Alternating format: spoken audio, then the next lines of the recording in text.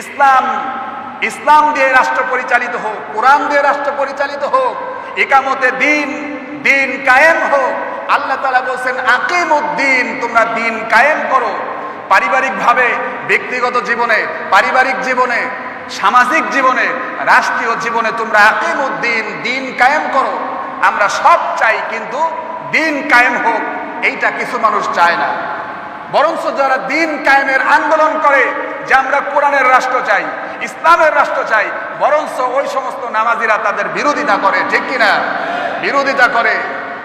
কালকে হাসরের দিন আপনি নামাজ পড়বেন, রোজা করবেন, আর ইকামতে দিনের বিরোধিতা করে আপনি জান্নাতে যাবেন, এটা কখনোই সম্ভব হবে না। সুতরাং আপনাকে দিন কায়েমের আন্দোলনে ঝাঁপিয়ে পড়তে হবে। আমাকে বলছে, অনেকেই প্রশ্ন করছে, হুজুর এই যে ছেলেরা গুলিতে মৃত্যুবরণ করলো, অনেকে অনেকভাবে মারা যাচ্ছে, অধিকার আদায়ের আন্দোলনে মারা যাচ্ছে, এরা কি শহীদ হবে? আমি বললাম যে আসলে এমন সময় এমন একটা প্রশ্ন করলেন, এই সময় এই প্রশ্নটার জবাব না দেওয়াটাই উত্তম, ঠিক কি না? এখন ছাত্ররা গুলি খেয়ে মারা যাচ্ছে, এক শ্রেণী বলছে তারা শহীদ হচ্ছে, আর আপনি আমার কাছে জিজ্ঞেস করছেন যে তারা শহীদ হবে নাকি তারা এমনি মৃত্যুবরণ করলো। এই সময় এই মাসালার উত্তরটা না দেওয়াই ভালো। তারপরেও আমি উত্তর দিয়েছিলাম একটা, সেইটা হলো আল্লাহ রাসূল বলছেন ইন্নামাল আমালু বিন্নিয়াত। কি? বুখারীর প্রথম হাদিস, ইন্নামাল আমালু বিন্নিয়াত। প্রত্যেকটা আমলের ফয়সালা হবে তার বান্দার নিয়তের উপর। জোরে বলি সুবহানাল্লাহ। একজন ব্যক্তি যদি ইকামতে দিন কায়েমের স্বপ্ন ভিতরে লালন করার পর হুসট খেয়ে পরেও মারা যায়, তবুও সে শাহাদাতের দরজা পেয়ে যাবে। জোরে বলি সুবহানাল্লাহ। আর পুলিশের গুলি খেলে তো আরো আগে শাহাদত বরণ করবে, ঠিক কিনা? যদি তার অন্তরে ইকামতে দিন কায়েমের, ইকামতে দিনের আন্দোলন তার ভিতরে যদি লালন করে, তাহলে সে অবশ্যই জান্নাতি হয়ে যাবে। জোরে বলে সুবহানাল্লাহ।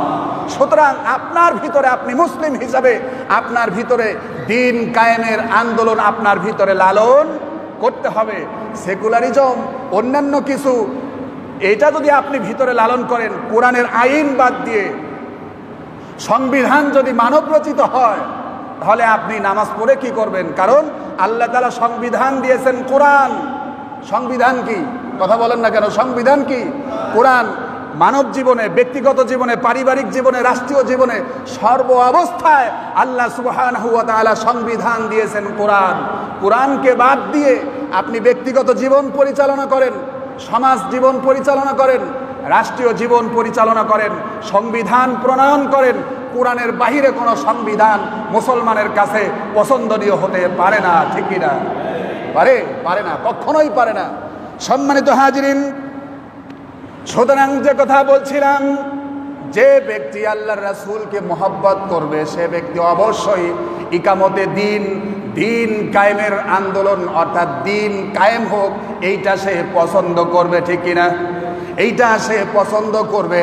কারণ আল্লাহর রাসূলকে যারাই মহব্বত করেছেন, তারা যেভাবেই হোক দিন কায়েমের আন্দোলনে তারা আত্মনিয়োগ করেছিলেন।